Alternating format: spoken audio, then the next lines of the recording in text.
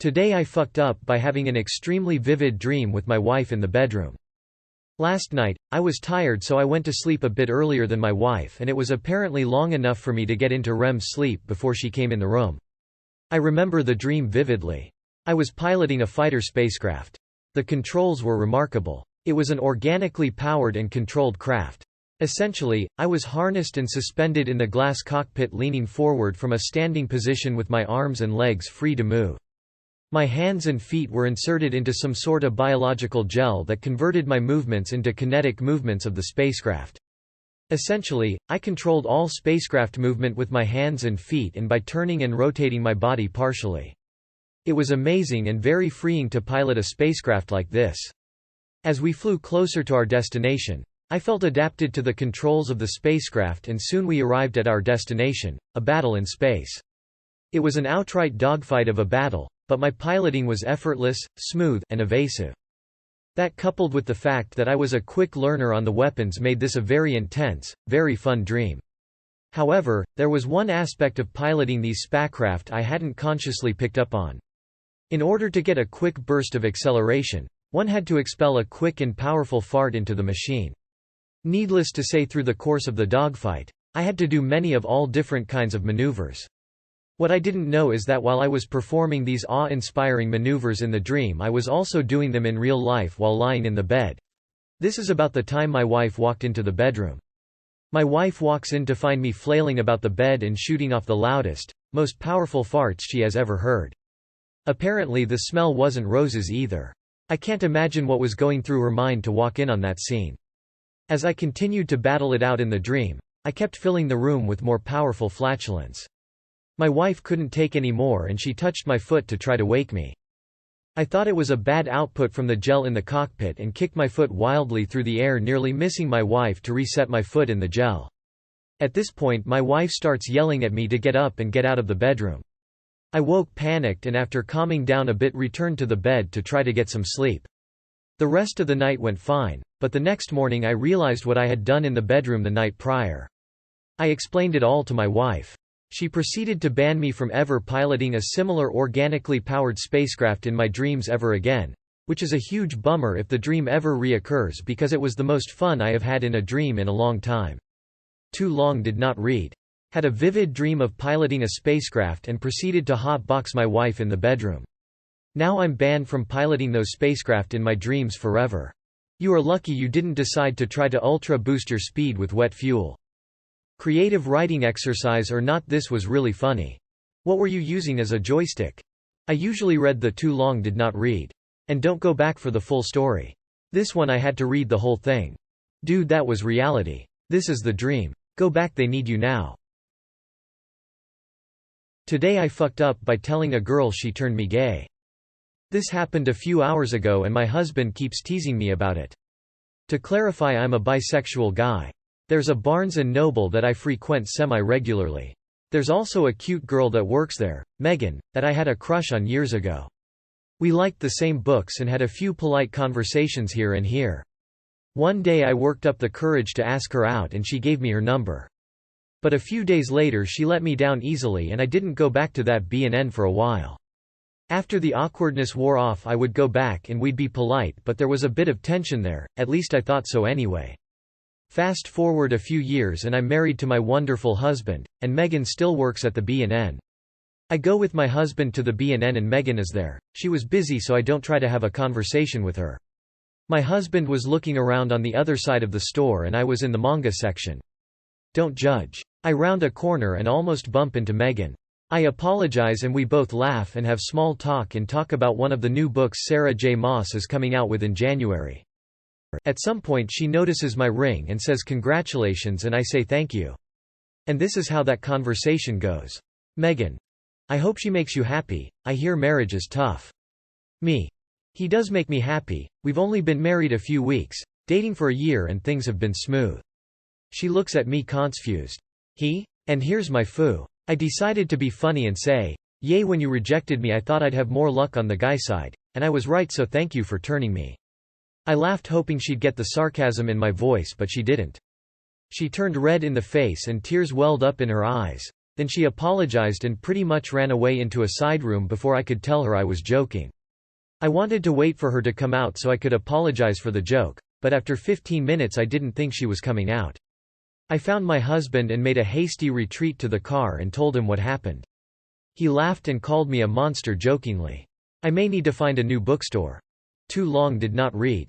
Married a guy and told a girl who rejected me she turned me gay, causing her to run away and cry in a side room. I think you KO'd her with emotional damage. Maybe her previous boyfriend turned gay after dating her lol. It was a pretty funny joke.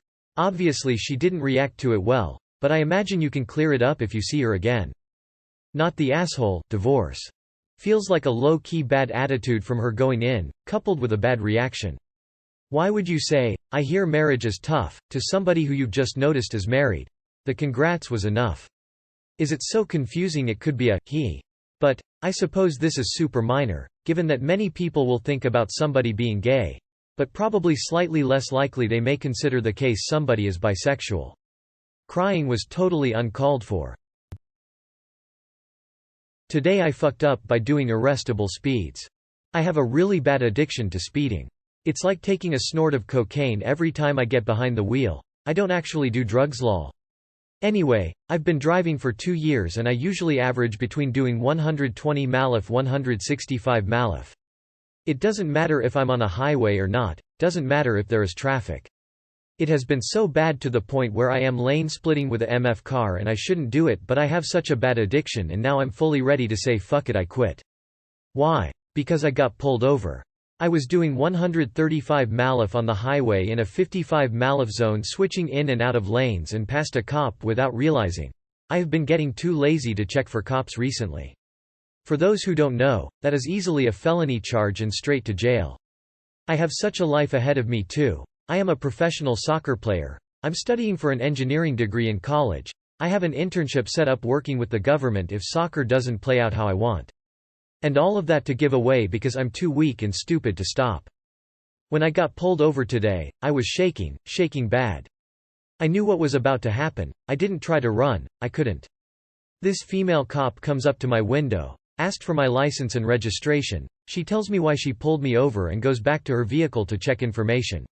I don't remember much after that because I guess I was out of it, but when she came back, she said something about a warning because it's my first offense and next time they won't be so lenient. Now I don't know what to do anymore. I want to stop speeding but I don't even know where to start. I've tried all of these tricks before of just use cruise control and it won't be a problem, but then it just gets so boring knowing that I can get to a place much quicker and still fairly safe rather than just boringly sitting there. I don't know if that's an ADHD thing or not, but that's how it is. I guess I need help. I know this isn't an advice subreddit, but it felt right posting here. I finally am reaching out to people about this. Too long did not read. Got caught speeding, 135 mph in a 55 mph zone, and thought I was going to be arrested and almost gave myself a damn panic attack. Find a psychologist and work out your shit before you kill someone. Fuck that cop who gave you a warning. Your mental health isn't your fault, but it's your responsibility. Get some help before you fucking kill someone. Don't be a dickhead. If you got just a warning for doing 135 mph in a 55 mph zone, that cop wasn't doing her job. My very first time getting pulled over I got a ticket for doing 50 mph in a 35 mph zone.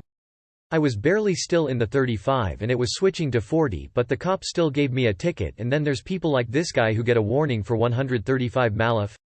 Send this man to jail, I don't care what type of addiction he has. He obviously shows no signs in slowing down anyways. Dumbass. Today I fucked up by trying to be romantic with my GF. So we were Netflix and chilling on the couch and starting to get a little bit frisky. And as we were starting to make out, tiny light bulb went off that I can just princess carry her back to my bedroom and continue there. So, you know, right arm under her thighs, left arm under her back. And then just lift her off the couch and carry her. Now the problem. I'm a relatively average 5 feet 10,210 plus lbs man. My GF is 5 feet 2 to 5 feet 4-ish. And you know, never ask a woman her weight, so considering her voluptuous figure, I assumed around 180 pounds. So I expected a smooth lift with that assumption, only to rocket launch off the couch cause she's significantly lighter than what I thought. and the sheer speed of it had her give off a squeal and wrap her hands tightly around my neck. She started panicking and hyperventilating, so I slowly put her down on the couch. I gave her some space and got some water for her to drink and let her calm down. And she didn't broach the subject after that, and we just watched Netflix on the couch cuddling each other till we fell asleep. Should I ask her about it today or soon? Because on one hand it might be just as simple as it have been too fast and she got spooked, or it might be something else and I might be. I don't know how to say it, being nosy about her past or trauma. We've barely been dating for 6 months, by the way. Too long did not read. Tried to do a romantic Princess Carrie, gave her an anxiety attack. Edit. For those calling us fat. My bad, I thought 1 kilogram was about 3 pounds. Behold the metric system. Anyways, I weigh 84 kgs. I'm still fat but like 25% body fat, not obese fat. And I thought my girlfriend was around 65 kgs or so. She's much lighter and actually voluptuous, not fat. But yeah, my B. No, baby C, I thought you were heavier than you are. For reference, I'm 5 feet 1 and currently 136 pounds, which is considered overweight.